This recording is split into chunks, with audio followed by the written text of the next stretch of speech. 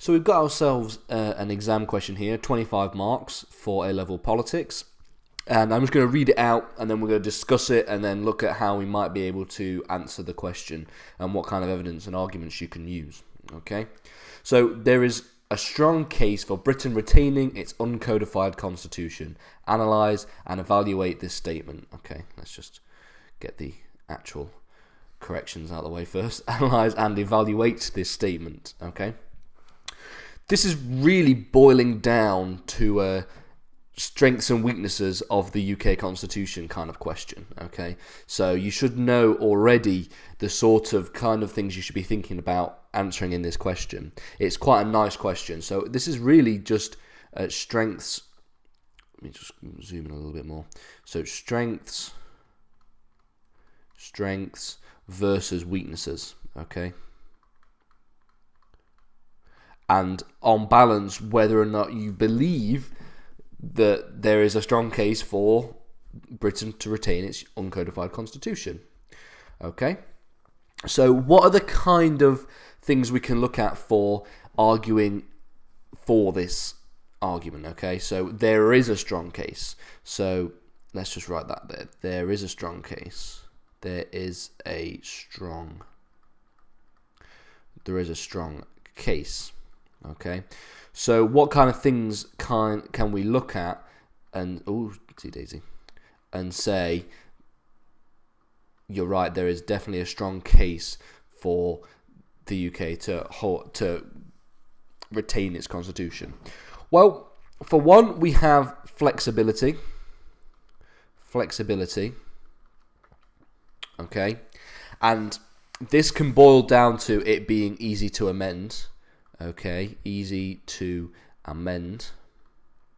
And you can draw comparisons to other countries in this question, okay? And one very, very good comparison you can compare this to is looking at the strengths of this constitution and comparing it to the strengths and weaknesses of the US Constitution, okay? So, flexibility, it being easy to amend. You can talk about examples of how it's easy to amend. For example, the most recent and probably the biggest constitutional amendment in a very long time is arguably Brexit. Okay, the Withdrawal Act, okay, of 2020. So this was something that, with parliamentary support, with a parliamentary majority, which Boris Johnson got in 2019, with this, the Constitution was easy to amend, okay? And that's because of parliamentary sovereignty.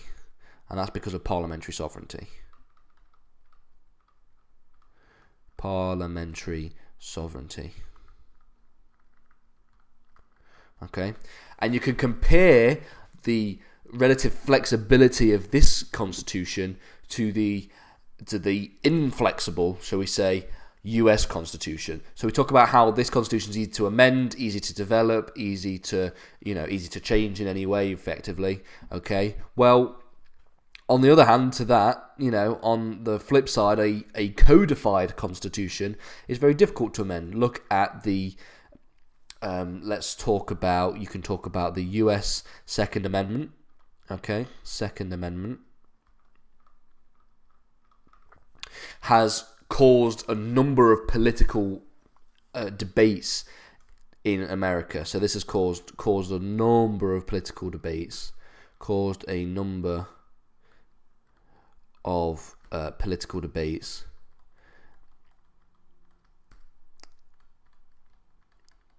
and it's also caused a lot of partisan a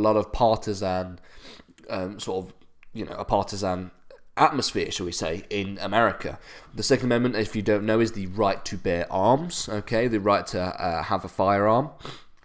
And whilst some people if you're studying in this country, you might think it's ridiculous that they even have a Second Amendment, okay, what's interesting is not only is it the right to bear arms, is it's also there can't be really any restrictions on that right.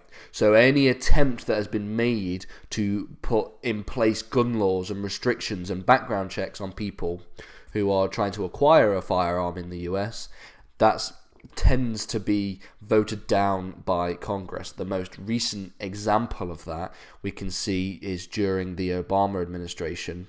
Okay, Obama administration following the shooting. Following the shooting in what's it called? Where's the place called? Following school shootings. We'll talk. I'll put on the screen what the specific shooting I'm thinking about. Following school shootings. Okay, school shootings. So the Obama administration tried to get gun restrictions, background checks, gun legislation through Congress, and it was voted down. Okay, maybe partly for political reasons, partly for constitutional rights reasons. Okay, so really we can see examples of a codified constitution getting really kind of stuck, getting slowing down, and not being able to adapt to the changing society. Whereas our constitution in the UK is uncodified, so it doesn't really have that problem. Okay. Another positive we could talk about for a strength for having a uncodified constitution is its adaptability. Adaptability. And this ties in a little bit to the last point. So adaptability. So for one thing, it's worked for hundreds of years. So it's worked. Oopsie daisy. It's worked for hundreds of years. Hundreds of years, arguably thousands of years, if we talk about this sort of, the common law, for example. So really, what's the argument here is effectively, if it ain't broke, don't fix it. So the Constitution has adapted over these 100 years. Okay, it has adapted to the changing society. So adapted to a changing society. To a changing society. So not only changing in terms of demographics, in terms of the people that are living, in terms of the economics, in terms of the education, in terms of everything. The entire society has obviously changed in the last few hundred years, in a great way. And so this is an example of a good point with the Constitution, because whereas with a codified constitution, it changes very little. It changes slower than the society that made it, effectively. So you've now got a situation where you've got quite an outdated constitution, some might argue, that is being enforced by a very, very progressive and modern society. That arguably isn't a good thing. Whereas with an uncodified constitution, we can have adaptability. Okay.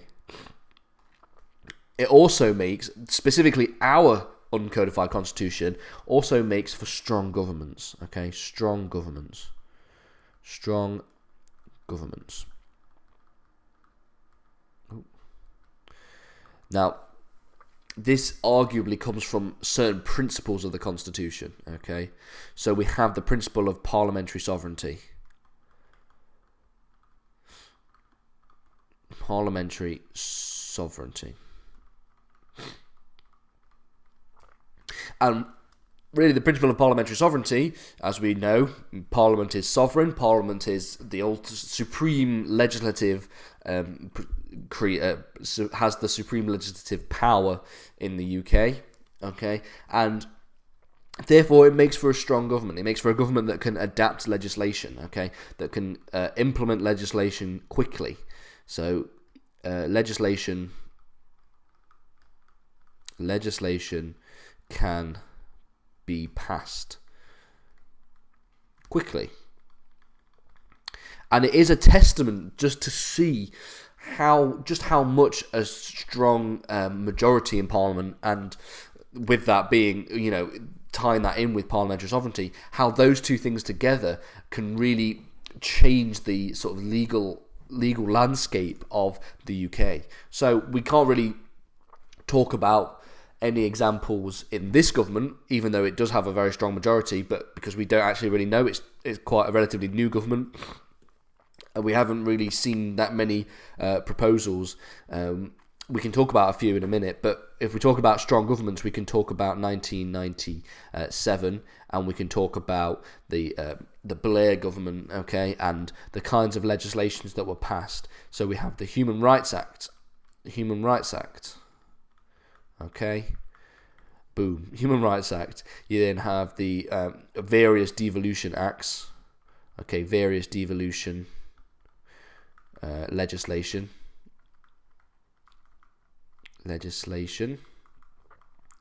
Okay, you then have things like the Constitutional Reform Act. These are huge constitutional reforms, basically. Constitutional Reform Act. You've got even things like the Good Friday Agreement. Okay, the Good Friday Agreement. Although the Good Friday Agreement was implemented via referenda, but this is still something that was very constitutionally significant in the Blair era. Okay, and if we do look at 2020, okay, if we look at 2020, we've got the Withdrawal Act, which is, some might even argue, more significant than all of these combined. So the Withdrawal Act, we have various. We could talk about various immigration reforms. A new points-based system being implemented. We can then talk about as well, it's as far as this time of recording, it's not being released, but we've also got the budget 2020. I'll include some little details in the description of this video about the budget when it does get released by our new by our new Chancellor of the Exchequer. Okay, but we've been promised that it is going to be a very big budget. Okay, it's going to be a very consequential one. So we've really got really strong examples of how our system can work well to pass legislation that the people voted for. The people voted for Blair in 1997. The people voted for Johnson in 2019, and they voted for these policies, okay? And so the fact that they were implemented relatively quickly shows us that our constitution and our principle of parliamentary sovereignty allow for strong governments. Let's have a look very quickly at various things we can disagree with. So we've got a lot of cases for a codified constitution. They haven't got any cases against it. Okay, so let's have a look at arguments. We're in the void at the moment. We're in the black void. Okay, so arguments against.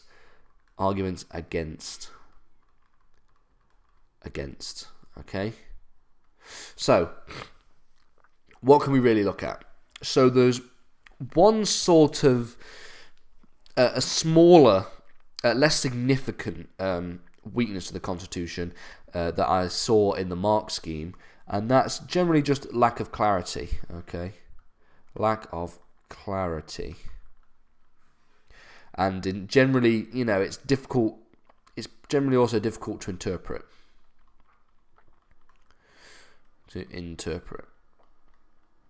The problem with having a constitution that is made up of various different sources, okay, spanning back, in some cases, thousands of years, okay, so statute law, for example, spans back to about the 1300s, okay, but common law has its traces as far back as in the Roman era, okay, in ancient Roman law, okay. So you have this huge breadth of legal and political changes and political interpretations that have developed over thousands of years. With all that being said, it's generally difficult to interpret sometimes. When it comes to difficulty interpreting, more prudent example is, when has the government acted constitutionally or unconstitutionally? Has the government has the government acted unconstitutionally?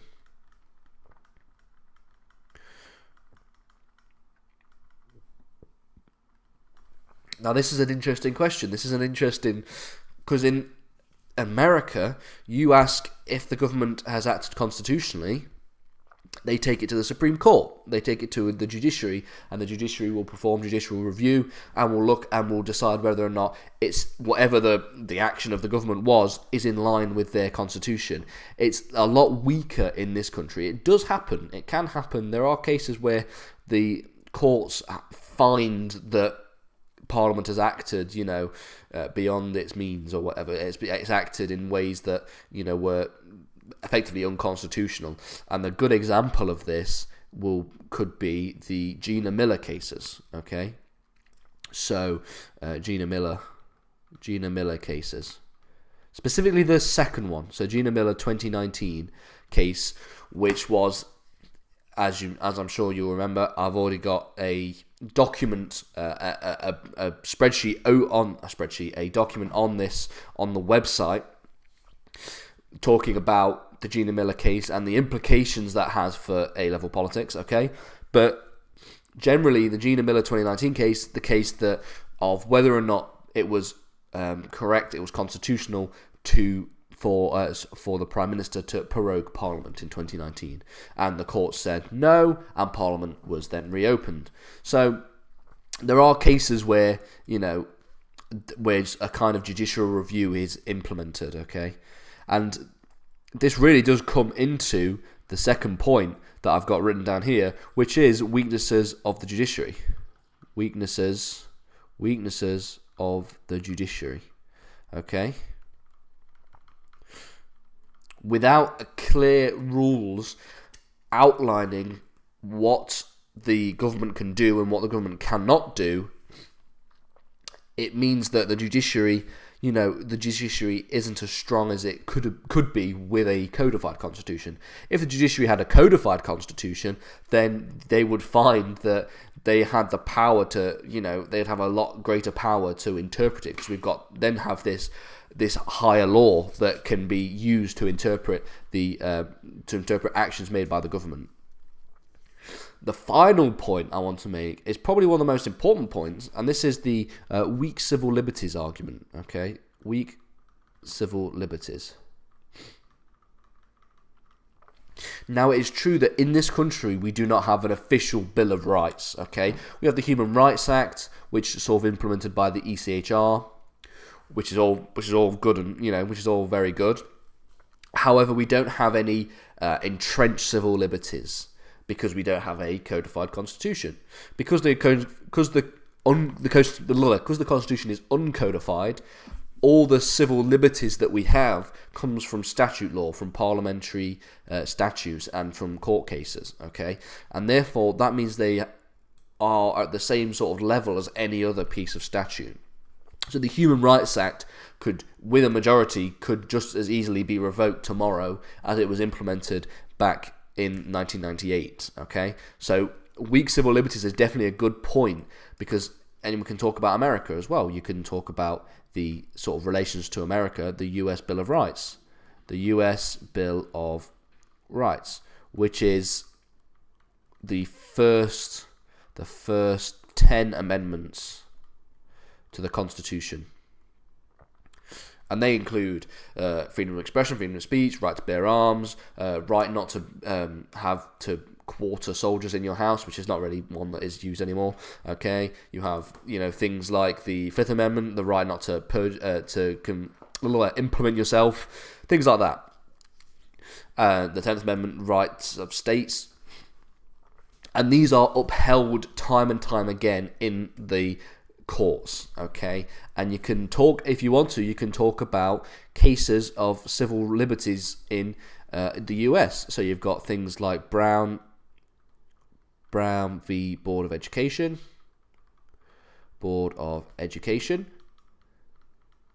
which held that it was unconstitutional to segregate schools. That was what happened in that one. there are a number of cases against implement